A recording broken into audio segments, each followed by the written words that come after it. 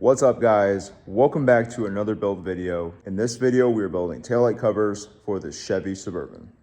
If you've been following the pages, you will be familiar with this Suburban as I built this rear bumper along with this tire carrier. I also installed this front bumper and fabricated and added this entire top section here for the grille. But the main focus for this video is going to be the taillight covers. I'm going to put a picture up right here of the finished product so you get a better idea of exactly what I'm going to be building. Now this is going to be a pretty basic build. It's basically just going to have a mounting plate in the back here, a mounting plate right here, one here, and then the metal surrounding the taillight with bars going across, creating a cage. Now I've already got these two little pieces here cut out, and these are going to be the mounting plates. So this is going to be installed right here.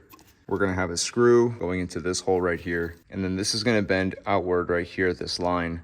Then we have our bottom mount, which is the exact same setup, except a little bit shorter.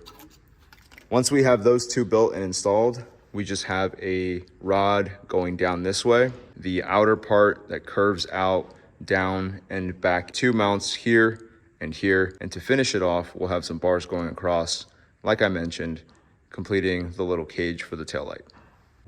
As always, I've turned the following process into a little montage so that you guys can enjoy the build along the way. And I will check back in once the taillight guards are complete, they're installed, and I'll give you an overview of how they're installed and how they look finished.